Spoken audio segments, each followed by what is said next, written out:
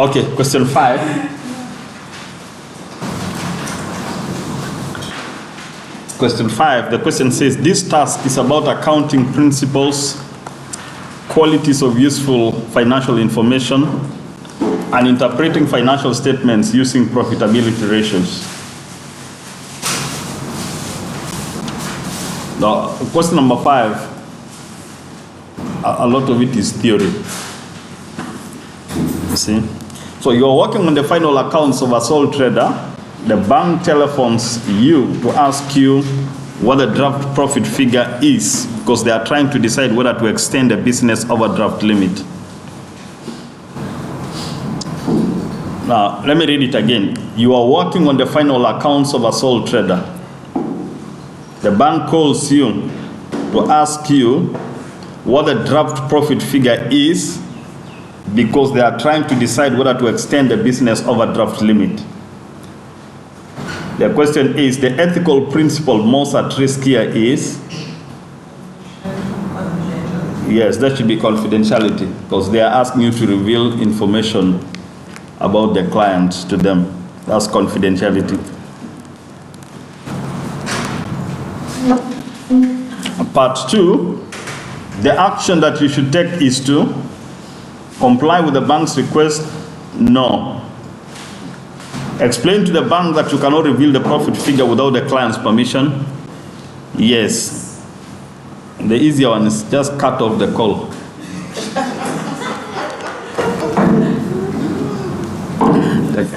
That's the easier one, but the correct one is explain. All right. Which two of the following are fundamental qualitative characteristics of conceptual framework? Remember, when we're talking about qualitative characteristics of useful financial information, we say that there are the fundamental characteristics and there are the enhancing characteristics. Isn't that true? Do you remember?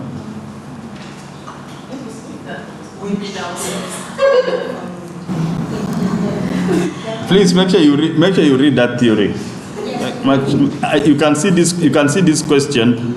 This question says this task is about accounting principles. Accounting principles is theory, right?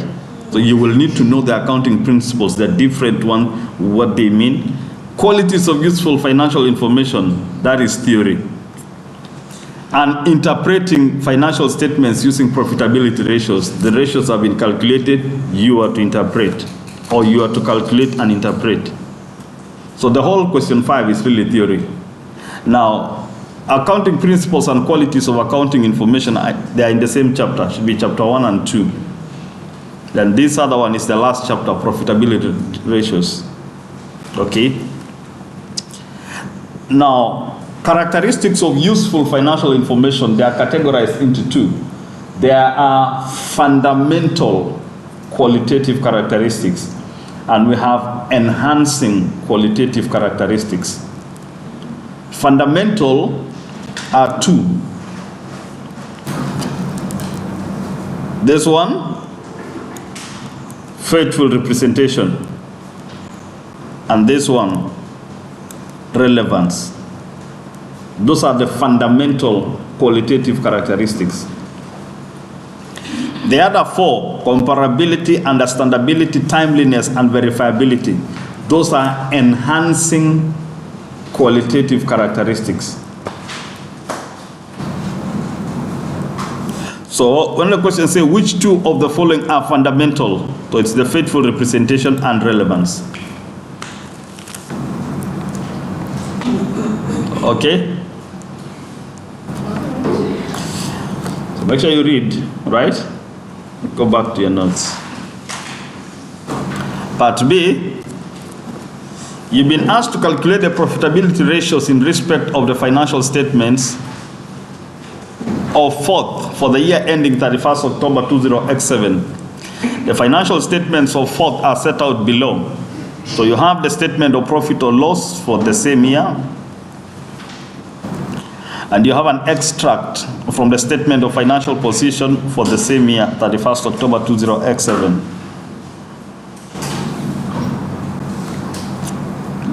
So So calculate each of the following ratios. This is just calculation. So this should not be calculation should not be a problem. Calculation should not actually be a problem. You just know the formula and just apply the formula. Now, gross profit margin is gross profit divided by sales revenue times 100. Isn't that true?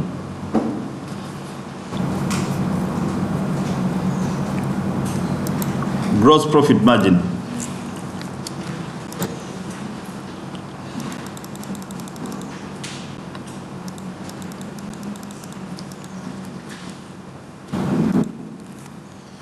Gross profit margin is gross profit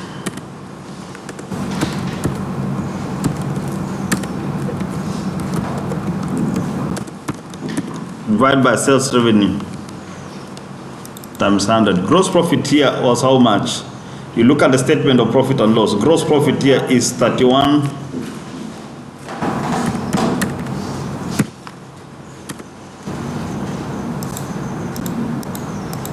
Whereas sales revenue here is 82,400. So when we ask for gross profit margin is gross profit divided by sales revenue, then you convert to percentage by multiply by 100. That means it is 37.63%.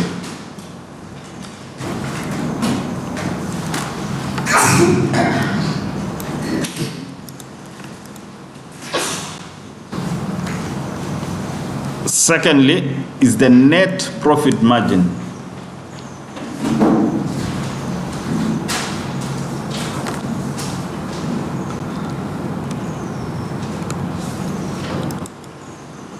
Net profit margin would be profit for the year divided by sales revenue divided by 100. Profit for the year, how much? 137.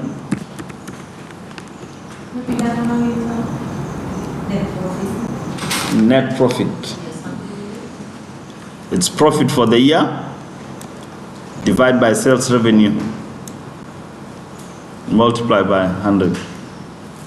So profit for the year is 13,793 and sales revenue is 82,400.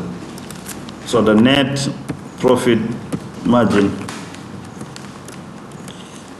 is the profit for the year divided by sales revenue multiplied by 100. You got 16.74, right?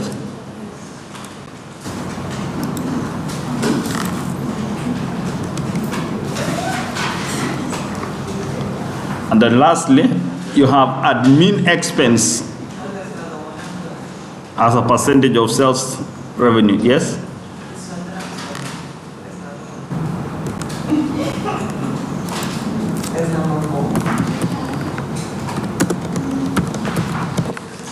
The admin expense, the total amount of admin expense here is 6,240.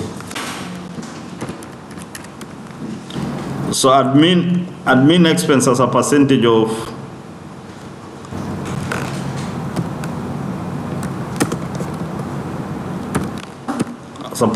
sales revenue is equals to admin expense of 6,240 divided by sales revenue 82,400 times 100. That should be 7.57. The question said you should enter your answers to two decimal places.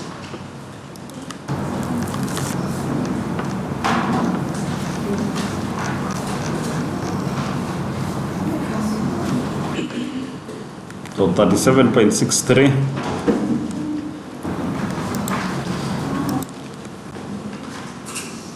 16.7.57.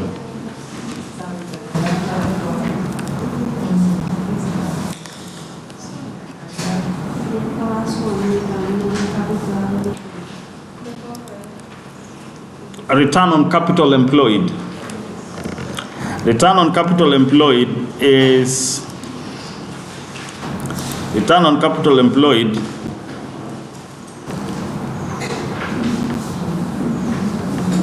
operating profit divided by capital employed multiplied by 100.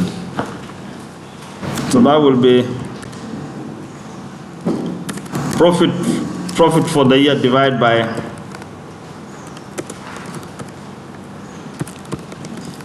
capital employed. And capital employed here is the amount of capital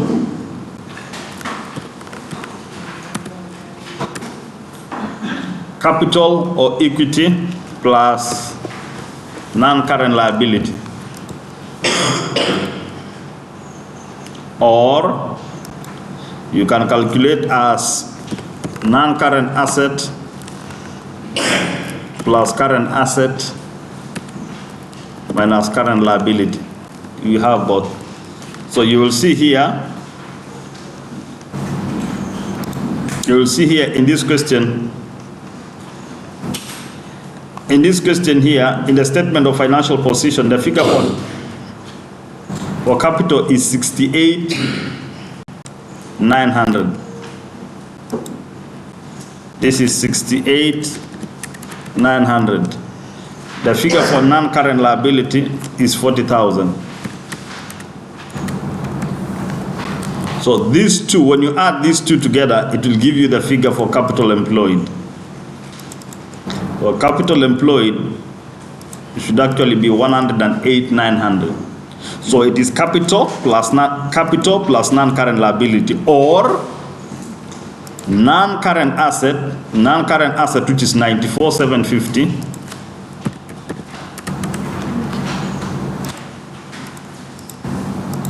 plus current asset 36,680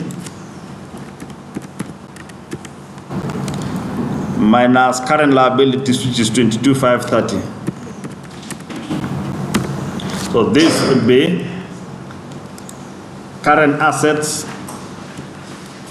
or non-current assets plus current assets minus current liabilities. You see, you still get the same thing. Yes, so we now want to calculate, I'm showing you now, the formula for calculating return on capital employed is profit for the year divided by capital employed, the net profit. But like I told you, the accurate formula for return on capital employed is not really supposed to be, I don't know that will confuse you.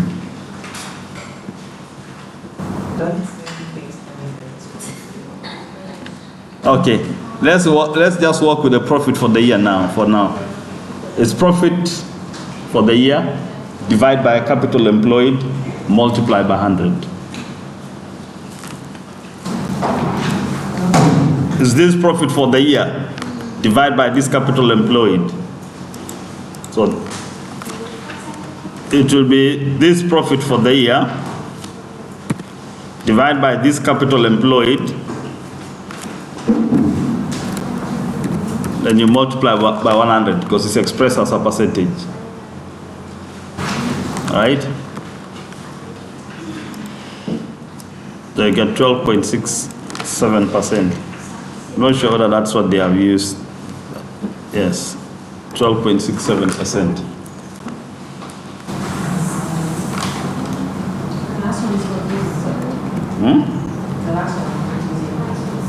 No, there's nothing confusing here. There's nothing confusing. The formula is very simple. The formula for return on capital employed is profit for the year divided by capital employed multiplied by 100. So we just have to calculate the figure for it. So you just need to calculate the figure for capital employed, and I've told you the way to calculate capital employed is capital plus non-current liability, or non-current asset plus current asset minus current liability, any of the two. That is how to calculate capital employed. So profit for the year divided by capital employed multiplied by 100. Profit for the year is already given. It's already given in the statement of profit and loss, 13,793. And then once you calculate capital employed 108,900, you divide and then you multiply by 100. You get the answer. You get it, right?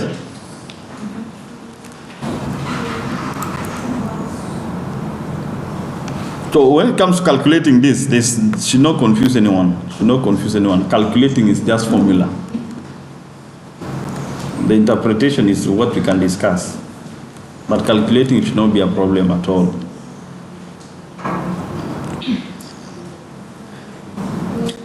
All right, let's look at part C.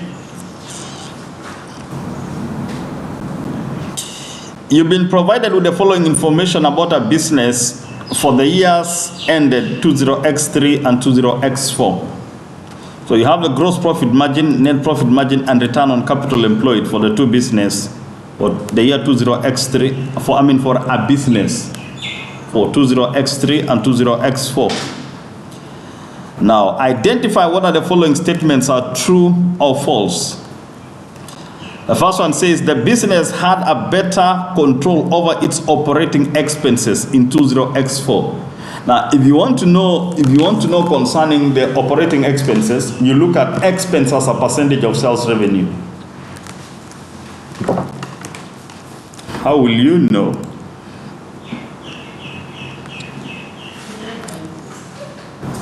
We said gross profit minus expenses is what gives you net profit. Isn't that true? So when you have gross profit margin here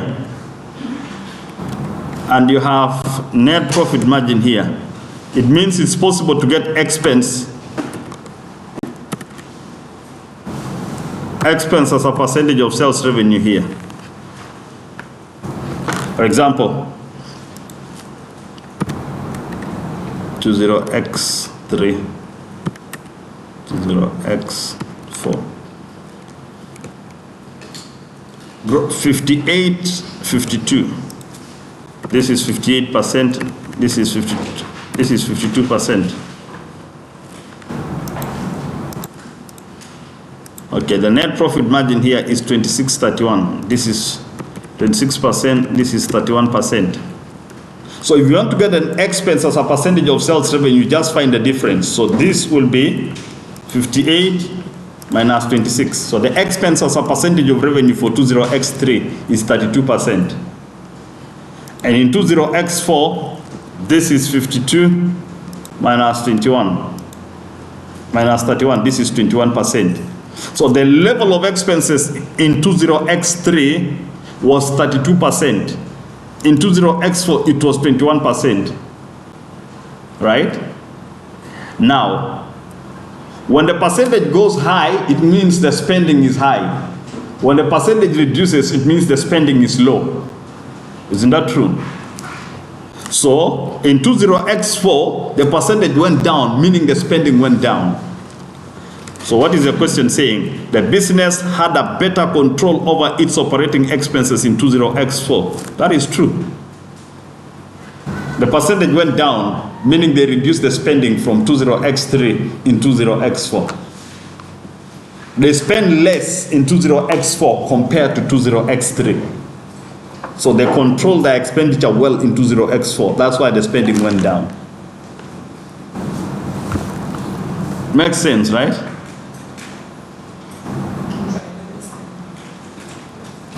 Look, Your spending, Tanya, this is the month of June, right?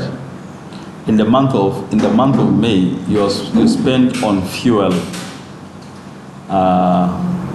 The whole of the month of May, you spend on fuel 30,000 rupees. And then in the month of June, you spend 15,000 rupees.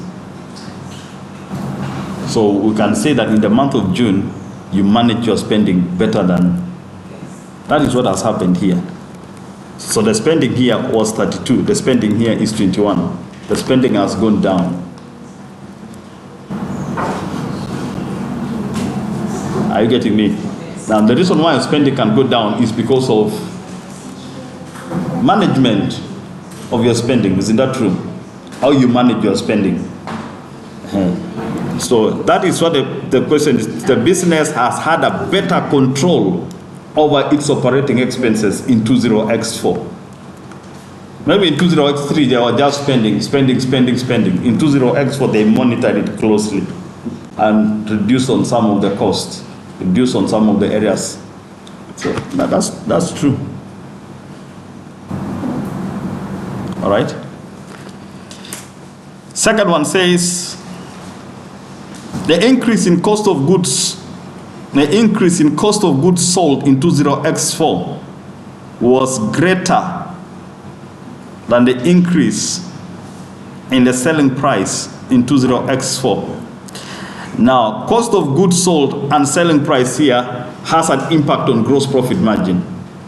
So you look at the gross profit margin. It's talking about the selling price and also goods sold. So the increase in cost of goods sold in 20X4 was greater than the increase in the selling price. In 20X4 here, you can see that the gross profit margin has reduced. I forgot my pen. Now the gross profit margin here can reduce for two reasons. One, the selling price may have gone down. I mean, the selling price may have gone down, all right? Or the cost of goods sold may have gone up.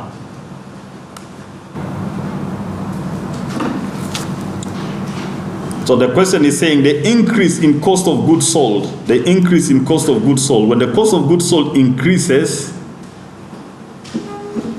the impact here on gross profit margin is supposed to be an increase in cost of goods sold here. Let me just write for, okay, or let me use this. An increase here, an increase on cost of goods sold here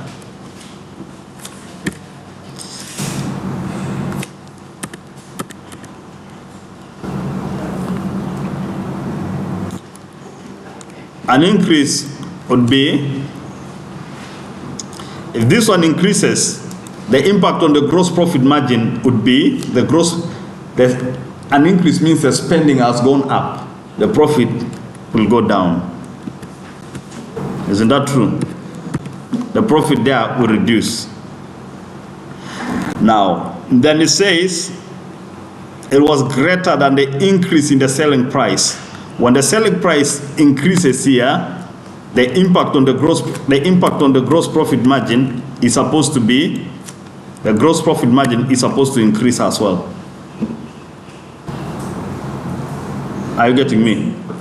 Now, here, the gross profit margin in 20X4 compared to 20X3 has gone down. This one has gone down. So we are saying the reason why this one may have gone down is because of this. So that this one may have gone up and this one may have gone up, but the strength of this is greater than this. This one here is pulling it down. This one here is pulling it up.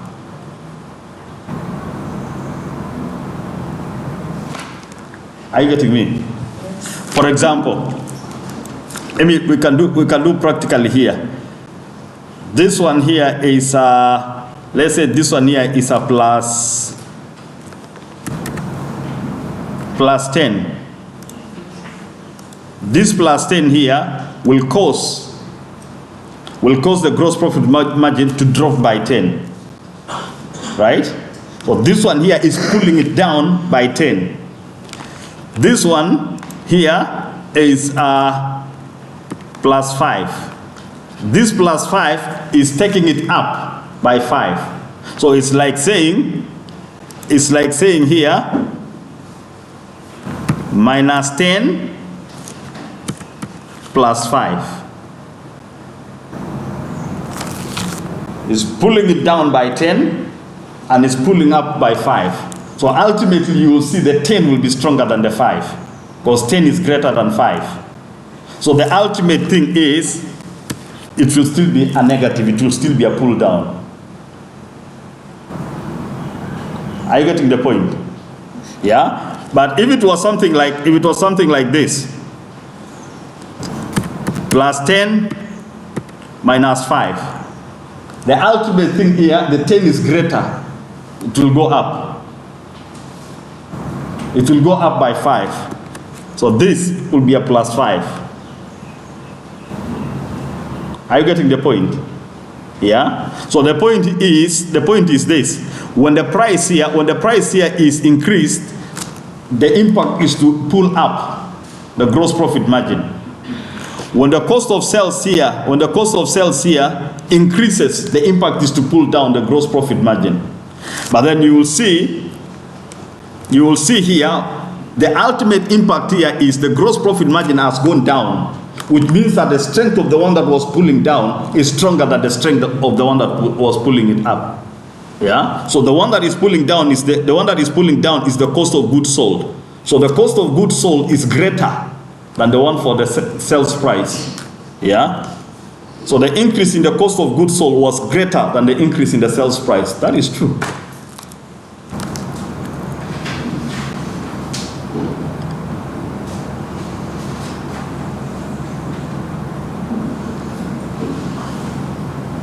That one didn't enter. It flew over the head. Who understood that one? Okay. Can you help me? Explain, please. Let me relax. Say it. I understand Creole. Say it in Creole.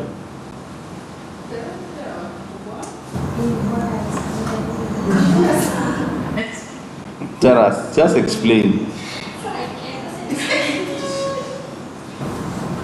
Jimmy, you understood? But all of them understand your language. We understand it now, but we cannot explain.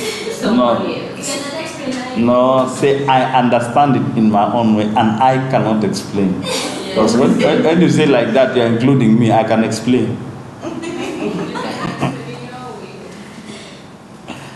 But my way, you will understand it.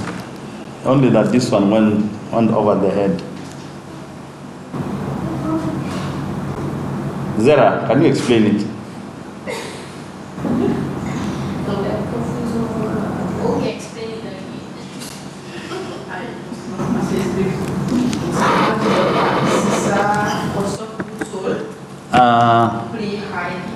Yeah, help me. Okay.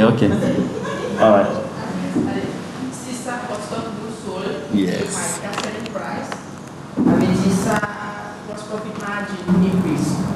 You should have actually come here because I'm recording so that they can hear your voice. Okay.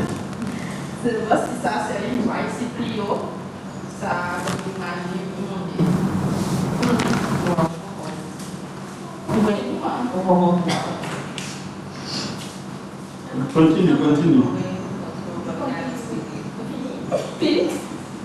Like you said, I had increased the cost of goods sales. Then who was something margin? This is what I'm talking about. If you look at the gross profit margin here, the gross profit margin was 58. The gross profit margin was 58. It has gone down to 52. So the gross profit margin here has gone down. And the gross profit margin can go down if the sales price drops or if the cost of goods sold goes up. Right? Now here, this one here is giving us a situation where the gross profit margin has gone up and the sales profit margin, the sales price has gone up. So this one here will cause the gross profit margin to come down. This one here will cause the gross profit margin to go up. So one is pulling up the profit, one is pulling down the profit. Right? So I'm telling you, this one here, the force of this one is greater than the force of this one. That is why ultimately the gross profit margin has gone down. So you may find, for example, the force of this one is pulling down by 10, and this one is pulling up by 5. Ultimately, when you see negative 10 and positive 5, this will still be a negative 5. The force of the one going down is stronger. Are you getting me?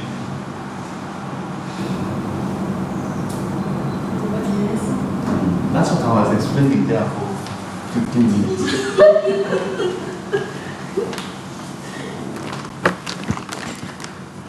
Okay.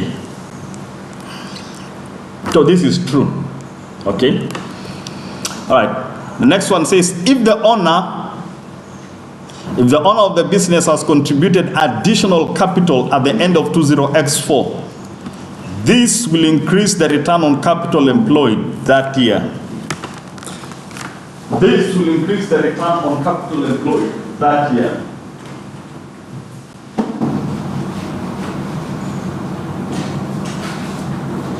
I told you return on capital employed is impacted by the level of profit for the year and capital employed itself.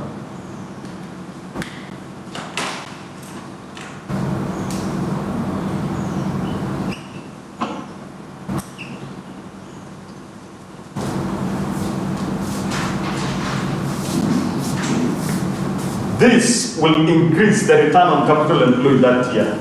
Now, return on capital employed can increase when the profit increases or when capital employed goes down. Return on capital employed can reduce when the business profit goes down or when the capital employed goes up.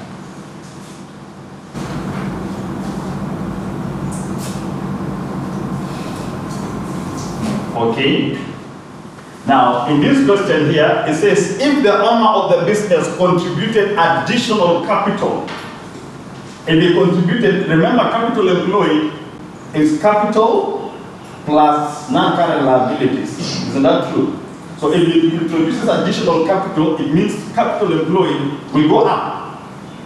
And when capital employed goes up, the return on capital employed will go down. So this, it will increase. No, it will reduce. That statement is false. Right? So this is false.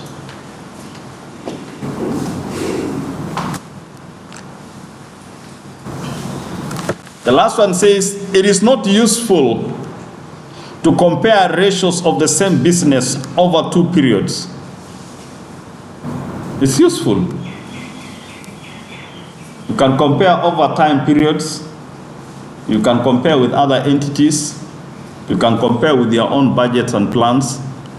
So it's useful. As long as a comparison is made, you are making comparison of 2 things. Yeah?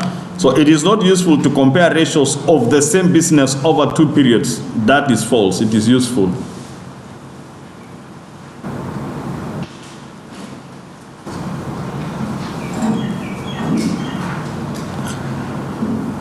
All right. It's not on the question, the answers. The first question is false.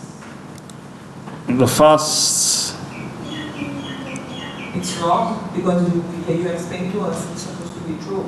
But the answer should be false. this one here, 20x3, 32%, 21%, they have had a better control. Yeah, the expense levels have gone down. When the percentage goes down, it means the expenses has gone down. And when expenses go down, the only reason why the expenses could have gone down is you controlled it. If you don't control expenses, they can balloon. Isn't that true? If you control, it goes down. So the business has had a better control over its operating expenses in 20x4. Yes, it's true, because it went down. Unless I got the figures wrongly. 26, 31, 26, 31, 58, 52. 58 minus 26 is 32. 52. Yeah. So the figures have gone down. That is what it means. The figures have gone down.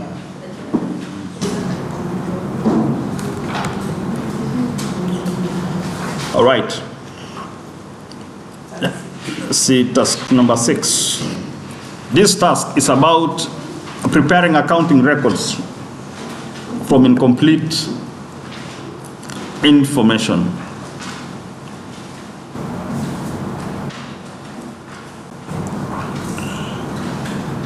All right.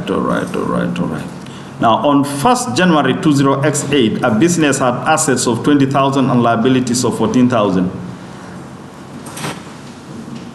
Now, by 31st December 20x8, it had assets of 30,000 and liabilities of 20,000. The owner had contributed additional capital of 8,000 during the year by making a payment into the business bank account.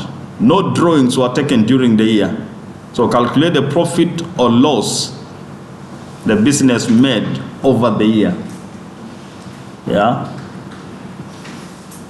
You remember the finance by structure of a sole trader. So you say opening, or put it simply, I told you, capital can increase because of profits or additional funding, right? Capital can reduce because of a loss or drawings, right? That is what the question is really asking you here. So when the question gives you the figure for assets and liabilities, it is to enable you to calculate the amount for capital. So they are giving you on 1st January 20x8 and then by 31st December 20x8. So they are giving you the figure for opening capital and the figure for closing capital. So you can actually answer this question by doing the T account for capital account. Yeah? Or by normal calculation. For example,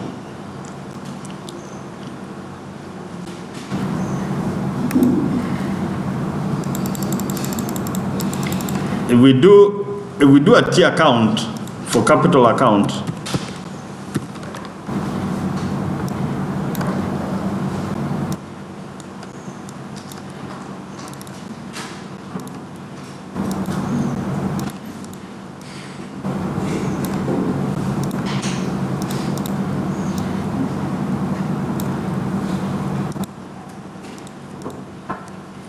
remember, capital account has a credit balance, right?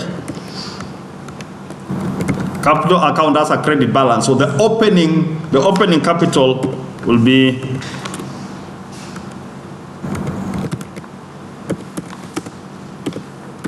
balance brought down, and capital is assets minus liability.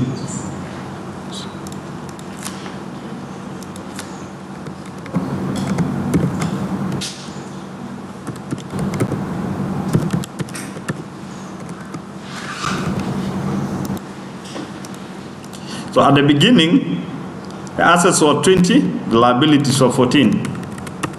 This is 20,000, this was 14,000. So capital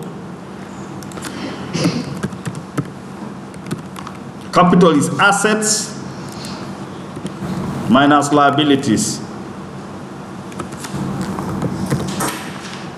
So the capital here would be 6,000. This is capital on 1st January. This is 1st January. This is 31st December.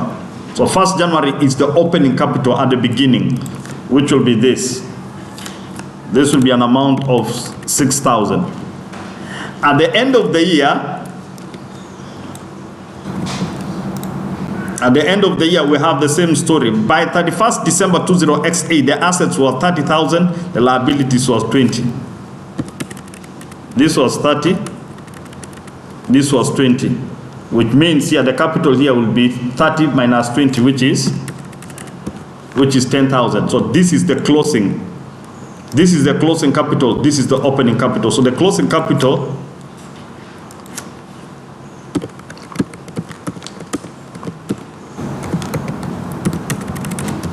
comes here, 10,000. Right? Are you getting it? On 1st January 20X8, a business had assets and liabilities of 14. But assets minus liabilities is equals to capital. So the question would have actually read, on 1st January 20X8, a business has capital of 6,000. And by the end of the year, the capital was 10,000. Are you getting me? And then the question says the owner had contributed capital of 8,000 during the year by making a payment into the bank account. So he put in additional funding, 8,000. When he puts in additional funding, it increases capital. Anything that increases capital is credited. Anything that reduces is debited. So here we will have bank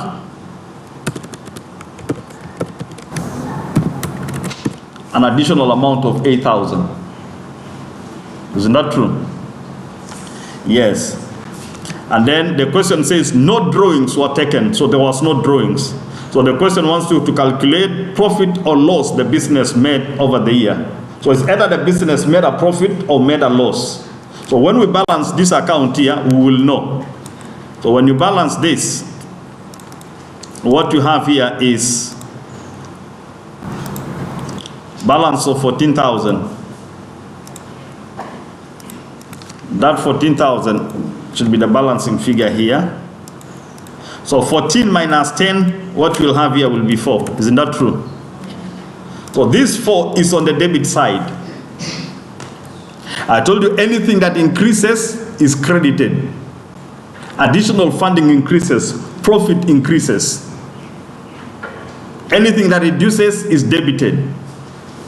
What reduces is loss and drawings. That means this 4,000 here, because it's a debit, is a loss. So that's the answer to the question. Calculate the profit of this one is 4,000 and the amount here is a loss. Right?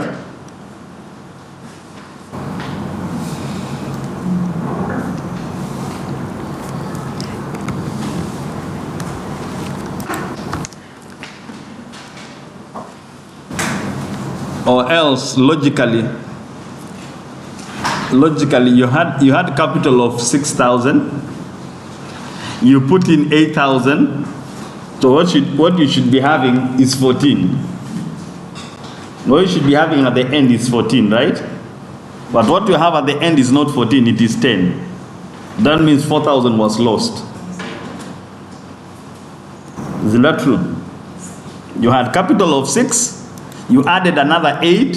What you should have at the end of the year is 14,000.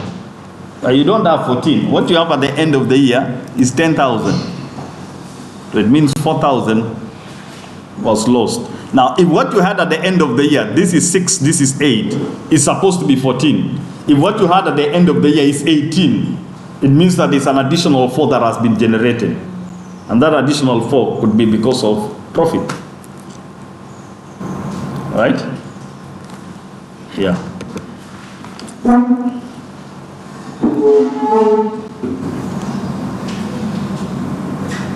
Now next, You are given the following information about a different business for one financial year.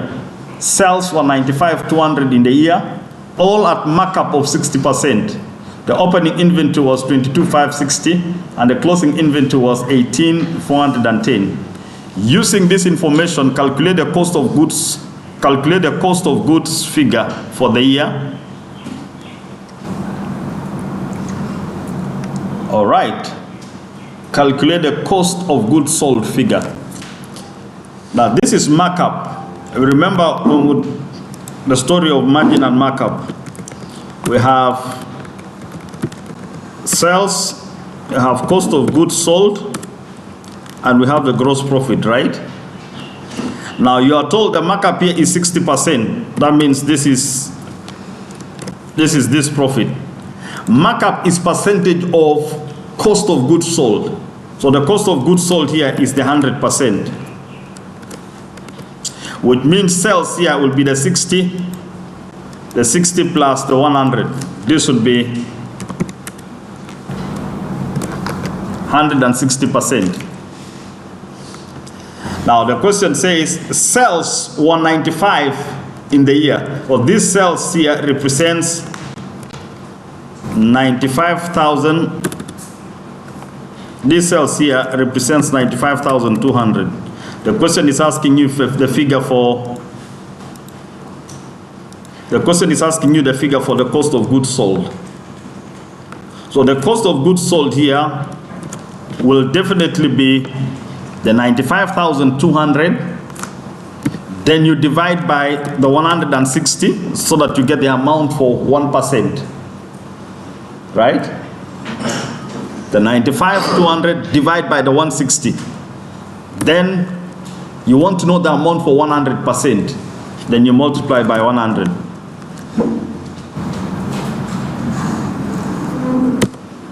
That amount should be 59,500. So in other words, it's 95,200 divided by the 160.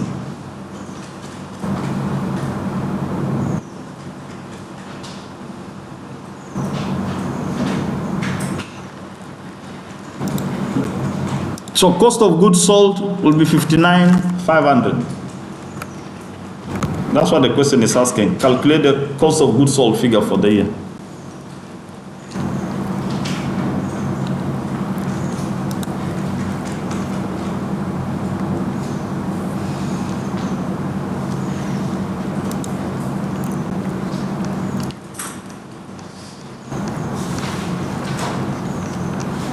I'm stealing somebody's time. Now you are working on the final accounts, part C. You are working on the final accounts of a sole trader. The computerized accounting system shows a trade receivables balance of 42,380, which is significantly higher than prior years and higher than you expected. Are you getting the question? The computerized accounting system shows a trade receivables of 42,380, which is significantly higher than the one for the previous year and higher than the one that you expected. Or this figure is way higher than your expectation. It is way higher than the figure for the previous year. So which one of the following is the correct course of action that you should take? Accept the balance. No, can't just accept. Investigate the reason for the difference and discuss with your manager. That one sounds correct. Adjust the trade. Who are you to adjust? Advise the sole trader that they should invest. No. So the correct one there is the second one. And why you laugh? So the second one is the correct one, right? Part D. You are working on the accounting records of a sole trader for the year ended 31st May 20X4. The business is VAT registered. The business is VAT registered.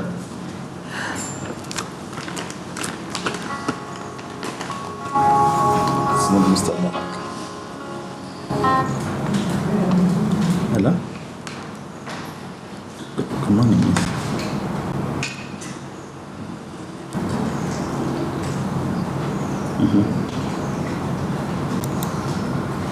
Yes.